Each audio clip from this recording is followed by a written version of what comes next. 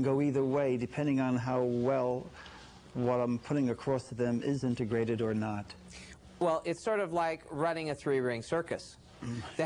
that you're doing your best because in an audience or a classroom, you have a variety of styles probably in that audience. There's going to be some visual people that want the facts. There are some people that want to have a relationship with you and they respond to your emotion and have you tell them stories so I get a flavor of your course. There are some people that are sensitive, that they want to be touched with your words, with your heart.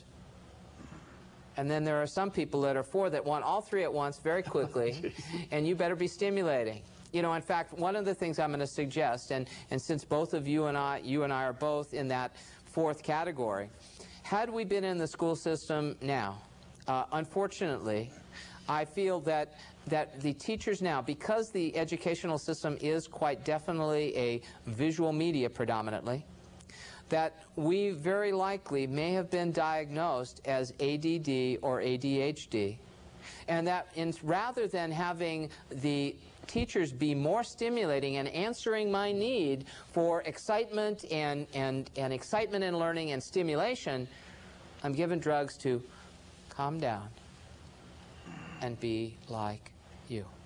So we're two zombies together. Yes.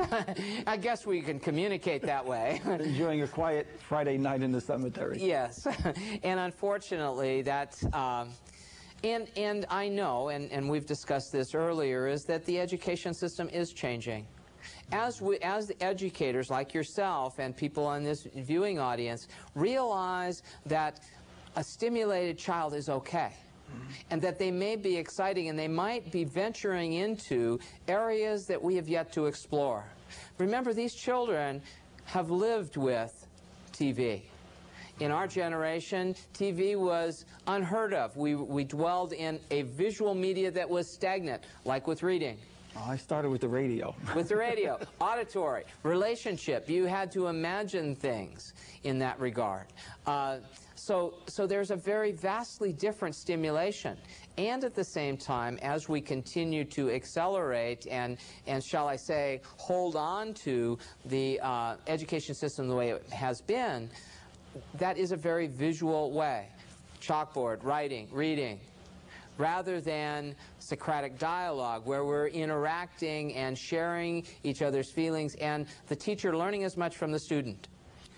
I would like you to comment on this. I believe it was last year that the NEA, the National Educational Association, I heard this announced on National Public Radio, considered daydreaming by students as the #1 problem in the American public schools.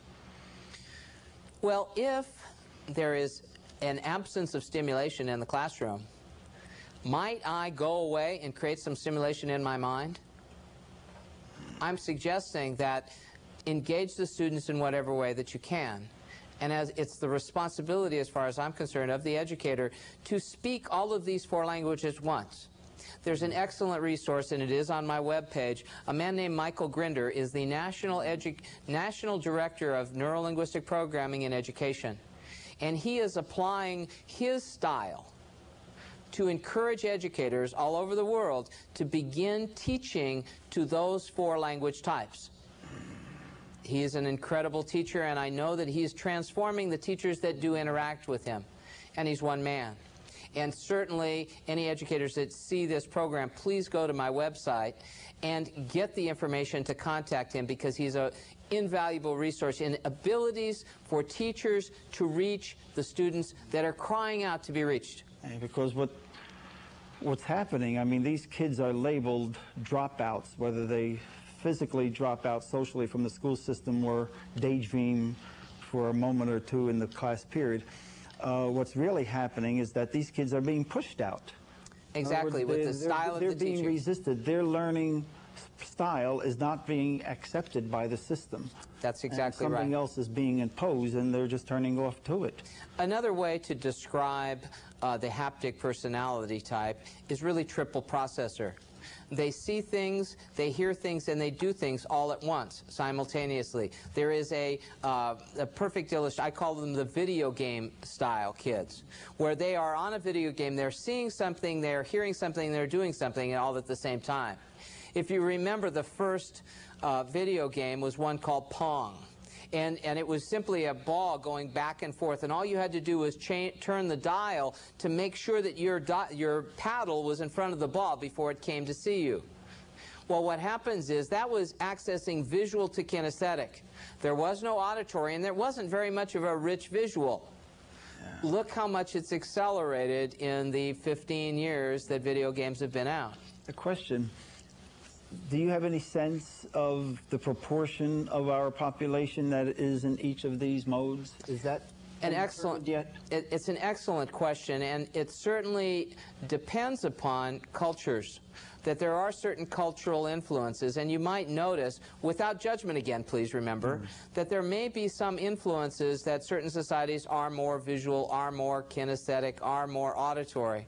I've been really looking at this a lot more, and I'm finding within certain cultures there appear to be a predominance of one particular style or another.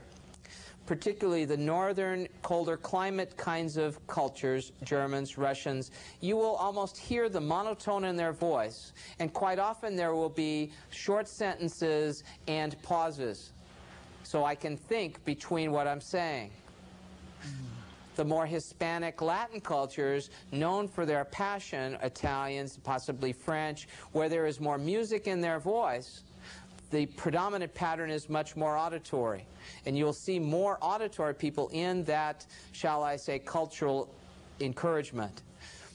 Interestingly enough, there appears to be in the native cultures, the Afro-American culture, or the African culture basically, African descent, Native American, Chinese, Oriental cultures, there seems to be more predominance of kinesthetic, where they are real sensitive. This was real demonstrated to me in a way, quite remarkably, with a family that had recently emigrated from China. And we talked about a couple things, and one thing they mentioned was the absence of love, that they didn't really ever say that they loved someone because that was too emotional. Additionally, they said that there was a pronunciation of the word ma. Ma, ma, ma, and ma. Not very much auditory inflection, but if you feel that in your whole body, you'll notice the different inflections.